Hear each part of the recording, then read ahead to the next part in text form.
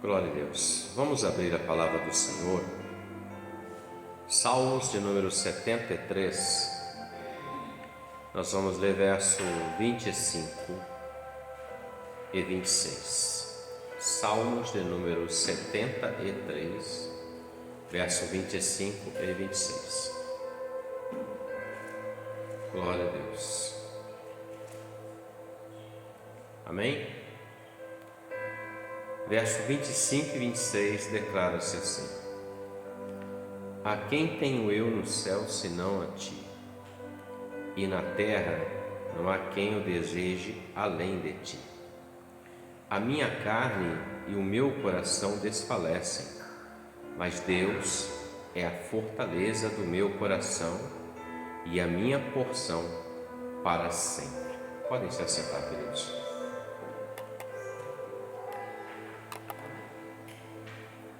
Salmos de número 73, o escritor destes salmos foi um homem chamado Asaf, um levita da casa do Senhor, alguém que tinha uma responsabilidade com o louvor da casa de Deus, a adoração na casa do Senhor.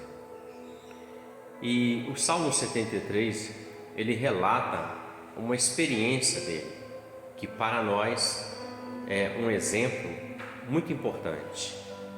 Ele fala de um momento na vida dele em que ele começou a fazer comparações à vida do ímpio e versus a vida dele.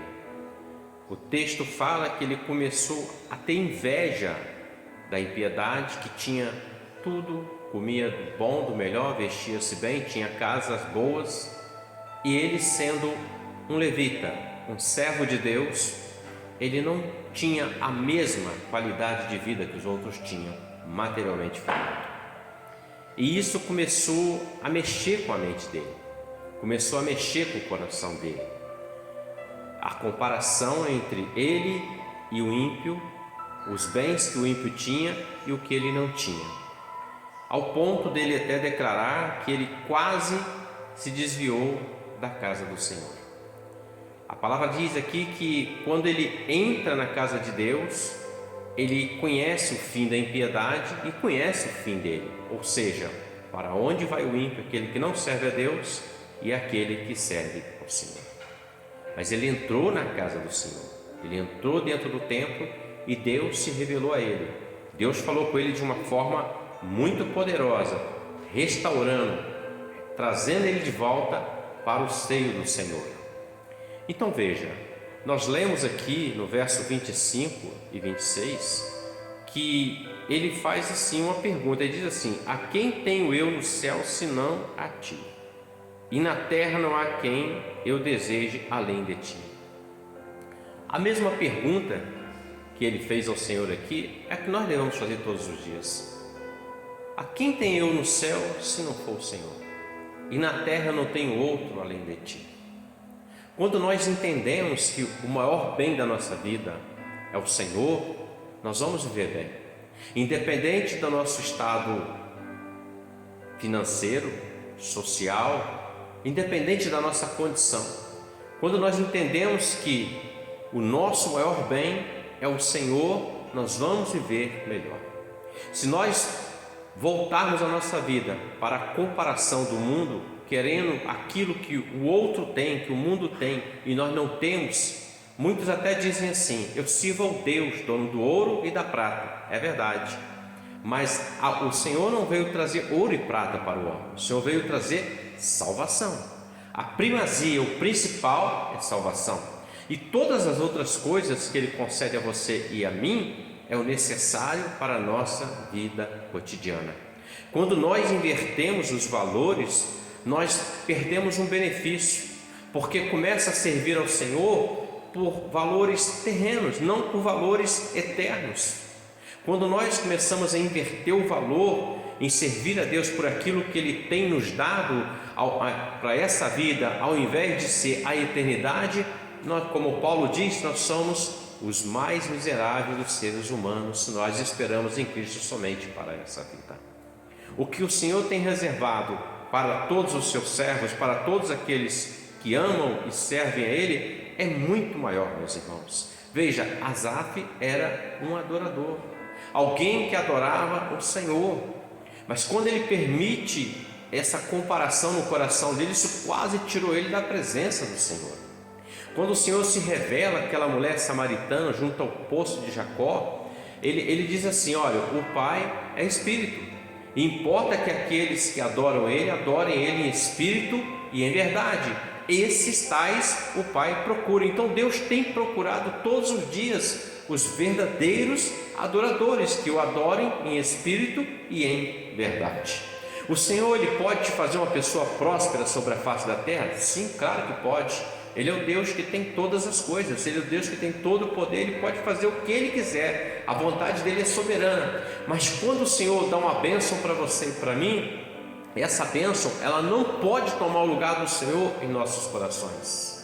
A palavra fala em Mateus, Jesus fala assim: onde estiver o vosso coração, aí estará também o seu tesouro. Então veja, Asaf diz assim: eu não tenho outro bem maior no céu, no seu Senhor. Eu não tenho outro bem na terra, no seu Senhor. Ele até fala: a minha carne e o meu coração, ele desfalecem, mas Deus é a fortaleza do meu coração e a minha porção para sempre. Nós podemos até nos desfalecer diante das circunstâncias, das lutas da nossa vida.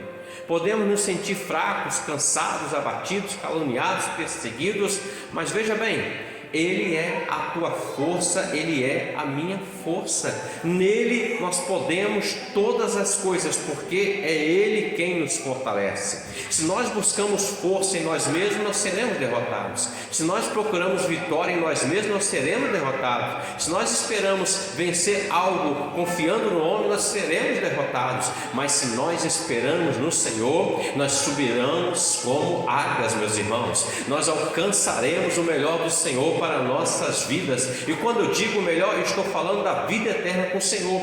O demais que Ele acrescentar nas nossas vidas, glória seja dada ao nome dEle. Mas o teu coração, o meu coração, ele não pode desfalecer diante das dificuldades dessa vida. Quando você e eu nos sentimos perseguidos, caluniados, fracos, abatidos, cansados, nós devemos nos prostrar diante da presença do Senhor, porque é Ele quem nos dá força, nos dá vigor, é Ele quem nos levanta, é Ele quem nos pega pela mão direita, é Ele quem nos sustenta, é Ele que nos faz passar pelo vale da sombra da morte, é Ele que caminha conosco em lugares onde nós estamos sendo perseguidos, caluniados, com dificuldades. É Ele que tem a fonte da água eterna para você, a fonte da vida. É Ele que tem tudo preparado para você e para mim. Asaf era um adorador. Você e eu somos adoradores. Nós não adoramos homem, não adoramos imagem, não adoramos pessoas, nós adoramos o Deus vivo, todo-poderoso, que está nos altos céus, mas a sua presença está aqui nesta noite pela pessoa bendita do Espírito Santo do Senhor. Às vezes nós somos confrontados diante de situações. O Senhor Jesus, quando Ele entra no Getsêmani, para mim, depois de Jó, Ele foi o maior adorador, o maior exemplo de adoração. Quando Ele entra no Getsêmani, meus irmãos, era um marco, era um ponto onde Ele tinha que decidir entre cumprir a vontade do Pai ou fazer a vontade da sua carne. Ele se coloca dentro do Getsêmani. A palavra diz que ele ora ali. Por 3 vezes ele vai fazer a mesma oração. E a oração que ele fez era: Pai, se possível, passa de mim este cálice, mas todavia seja feita a tua vontade e não a minha. Veja bem, em 2 tempos da oração dele, ele diz assim: Pai, se possível, passa de mim este cálice. Ele está falando da carne dele. Ele está falando da vontade dele como homem, de não querer passar aquela situação que ele sabia que ia passar. Ele via a cruz, ele via o escárnio, ele via o açoite, ele via as feridas, ele via o abandono dos apóstolos, ele via o abandono das pessoas, ele via aquelas pessoas que ele curou estando ali diante da cruz, falando mal contra ele. Ele via isso tudo. Por isso ele dizia: se possível, passa de mim este cálice. Por quê? Porque A carne falava porque a carne não queria passar por aquele problema, aquela dificuldade que ele ia passar, mas o lado espiritual, ele deu lugar ao Espírito Santo, e ele disse assim: mas seja feita a tua vontade e não a minha. Quando nós entendemos, meus irmãos, e aceitamos que a vontade de Deus, ela é boa, perfeita e agradável, tenha certeza de uma coisa: você pode passar no Getsêmani, pode passar pelo vale contrário, a dificuldade, mas o Senhor está contigo para te dar o conforto, para te dar a fortaleza, para te dar o escape necessário, meus irmãos. Deus é Deus que cuida dos seus. A palavra do Senhor diz que o Senhor trabalha até agora, um Deus que trabalha por todos aqueles que nele esperam e confiam. Então, querido, espera e confia no Senhor, meus irmãos. Não confia em si mesmo, não confia em outro, mas confia e espera no Senhor. Por quê? Porque Deus, ele não é filho do homem para mentir. Tudo aquilo que ele falou a seu respeito, ao meu respeito, vai acontecer na sua vida, na minha vida, na vida da igreja, sobre a face da terra. Só não vai acontecer na sua vida e na minha vida se nós desistirmos desse Deus, se nós abandonarmos o Senhor, se nós fizermos como o filho pródigo, por exemplo, que saiu da casa do pai, se nós trairmos esse Senhor como Judas traiu. Mas se nós permanecermos firmes, fiéis, meus irmãos, tenha certeza de uma coisa: perseverantes, nós alcançaremos a coroa da vitória, nós alcançaremos a morada eterna que Jesus preparou para a sua igreja. Veja bem, se você põe o teu coração, eu coloco o meu coração naquilo que nos afasta do Senhor, logo aquilo que nós estamos botando no coração é que é o Senhor da nossa vida. O Senhor abençoou Jó. A palavra diz que Jó era um homem extremamente abençoado, rico. E eu quero abrir um parênteses aqui: abençoado não quer dizer que a pessoa seja próspera de vida, não é isso. A pessoa abençoada é aquela que tem o Espírito Santo na vida dela. A pessoa abençoada é aquela que tem o Senhor na vida dela. Independente se ela tem carro, casa própria, não importa. A pessoa é abençoada, é aquela que tem o Senhor na vida dela. Mas veja, o Senhor multiplicou na vida de Jó. E Jó foi um homem que tinha posses, riquezas, conhecimento. Era o homem no seu tempo, um dos homens mais ricos daquela região. Mas a palavra fala que ele passou por um processo que Deus permitiu na vida dele, um processo de perda. Ele teve perdas materiais, teve perdas pessoais também. A palavra diz que num único dia, com a permissão do Senhor, não vontade, mas permissão, o adversário veio e tirou tudo que ele tinha, inclusive ceifou a vida dos filhos dele. No único dia, aquele homem que tinha posses, condições e filhos, 10 filhos, ele perde tudo, meus irmãos. A palavra diz que um mensageiro chegou e disse para ele que a casa caiu, tudo foi destruído, tudo foi roubado e seus filhos morreram. Jó, de repente, na sua natureza humana, ou como se fosse um homem que não temesse ao Senhor, ele podia blasfemar, ele poderia dizer: por que o Senhor permitiu isso? Ó Senhor, o Senhor não está vendo? Eu sou teu servo, eu sirvo ao Senhor. Mas Jó simplesmente, meus irmãos, a palavra diz que Jó rasgou o seu manto, rapou a sua cabeça, se prostrou e adorou e declarou: bendito seja o Senhor, porque nu eu saí do ventre da minha mãe e nu eu tornarei para lá. O Senhor deu, o Senhor tomou. Isso para mim é o coração de alguém que ama a Deus acima de todas as coisas, meus irmãos. Isso para mim é alguém que está no primeiro mandamento: amarás, pois, o Senhor teu Deus de todo o teu coração, todo o teu entendimento, toda a tua força, acima de todas as coisas. Quando nós fazemos como Jó, tenha certeza de uma coisa: Jó perdeu tudo aqui na terra, mas uma coisa não lhe foi roubado, que era o amor ao Senhor, a verdadeira adoração, a entrega ao Senhor. No segundo dia da sua vida, depois dessa perda, a palavra diz que ele foi acometido de uma enfermidade tal que cobriu todo o seu corpo, da planta dos pés até o alto da cabeça, e não era uma enfermidade incurável. E Jó ficou afastado, meus irmãos, do convívio das pessoas. A própria esposa de Jó disse assim: por que você ainda teme esse Deus? Por que você ainda adora esse Deus? Amaldiçoa logo esse seu Deus e morre. Muitas das vezes você vai escutar algumas pessoas falando com você: por que você ainda serve a Deus? Olha a sua vida, olha o desemprego, olha a sua família, olha a sua dificuldade, você não cresce. Muitas pessoas vão falar isso contra você, mas preste atenção, quem vai estar falando não é o homem, mas é a voz do adversário falando através do homem para impedir que você alcance algo muito melhor do que as coisas que são de baixo, para que impedir que você alcance a eternidade com o Senhor. Jó disse para a esposa dele: você fala como uma louca. Por que louca?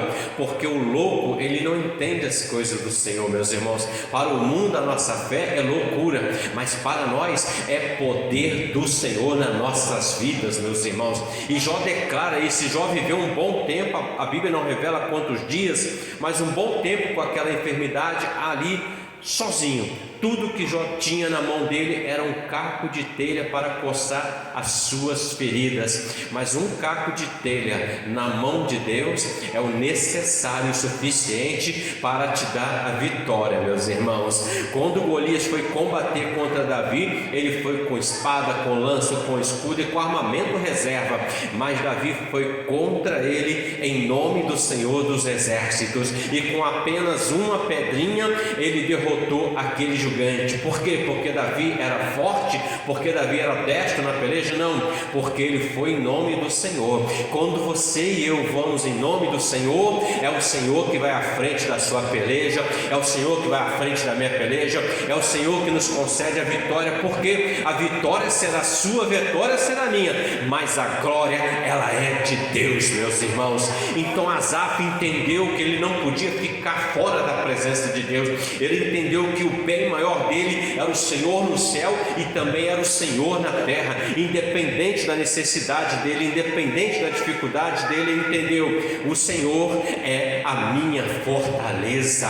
Entenda uma coisa na sua vida: às vezes você passa pelo vento, pela dificuldade. Eu passo pelo vento, a verdade, eu já estou no vendaval, um tufão, mas o Senhor tem um caminho no meio desse tufão da sua vida e da minha vida. O Senhor tem um caminho no meio desse vento contrário. O Senhor tem um caminho no meio dessa dificuldade. Às vezes os nossos pensamentos ficam turbados diante da questão, da situação, e nós queremos um resultado, mas uma coisa é certa, meus irmãos, e vai nos dar vitória se nós descansarmos em Deus, se nós esperarmos no Senhor. Veja o que Asaf está dizendo: a minha carne e o meu coração desfalecem. Ele está dizendo: a minha carne e o meu coração parece que vão morrer, mas Deus é a fortaleza do meu coração.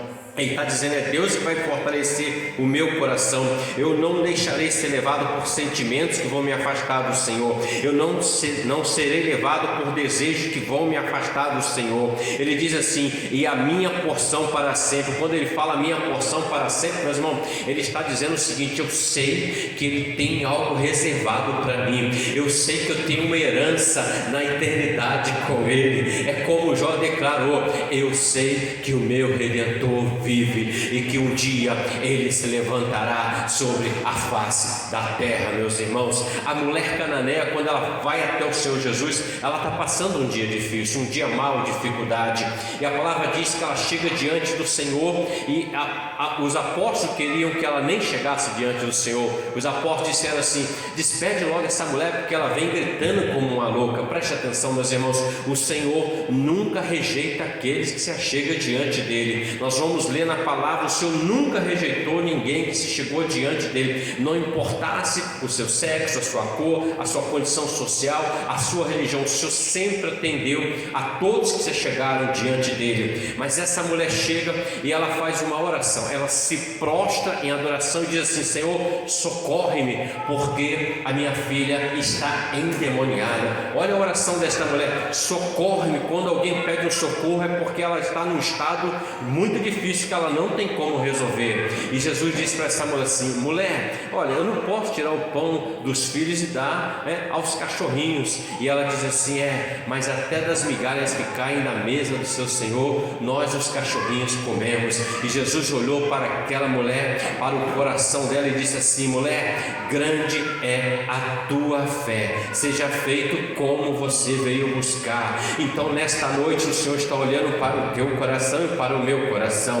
Ele encontrando esta fé dentro de você, o que você veio buscar é que hoje o Senhor está declarando sobre a sua vida, o Senhor está declarando sobre as nossas vidas. Por quê?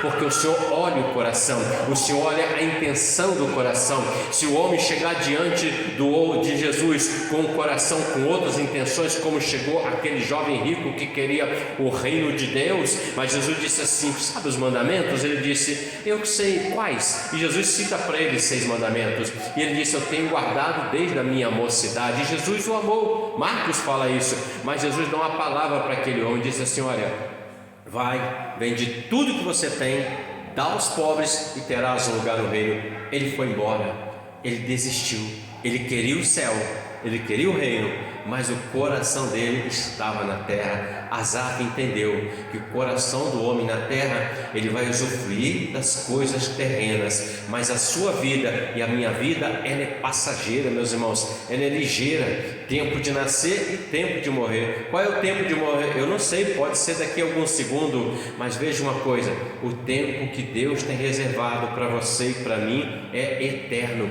não é tempo de morte, é tempo de vida e vida abundante com o Senhor. Asaf entendeu que o bem maior dele é o Senhor, seja no alto ou seja embaixo. Ele entendeu que o coração dele, sendo levado pelos desejos que ele estava pensando, meditando, refletindo, poderiam desviá-lo, mas ele disse assim: o Senhor é a fortaleza do meu coração. Então nessa noite, receba esta palavra no seu coração, essa palavra de vitória. O Senhor te chamou para ser um verdadeiro adorador. O Senhor nos chamou para adorar Ele em espírito e em verdade, independente se estamos enfermos, se estamos com necessidades, seja ela quais forem, independente do vento que estivermos passando. Abra o teu coração aqui nesta noite e deixa o Senhor derramar um bálsamo sobre ti, sobre o teu coração, sobre a tua mente, sobre o teu ser, porque Ele é Senhor que sara as feridas, Ele é Senhor que cuida, Ele é Senhor que renova. Então receba hoje aqui o renovo do Senhor na sua vida. Recebe do Senhor na sua vida hoje aqui a cura, a força, o vigor, a disposição, aquilo que tem setado o teu coração, aquilo que tem setado a tua mente. O Senhor está arrancando nesta noite em nome do Senhor Jesus, e Ele está derramando sobre ti aqui hoje o renovo da graça dele, o renovo do poder do Espírito Santo. Receba hoje de Deus essa bênção, essa vitória, porque assim como Asaf entrou no templo e ele viu, você entrou aqui hoje, eu entrei aqui hoje, e nós estamos vendo o que Deus tem reservado para nós, que é muito maior, muito melhor do que qualquer coisa deste mundo, desse tempo presente. Glória seja dada ao nome do Senhor Jesus. Amém, queridos? Glórias a Deus. Vamos nos colocar de pé e vamos orar ao Senhor nesta hora.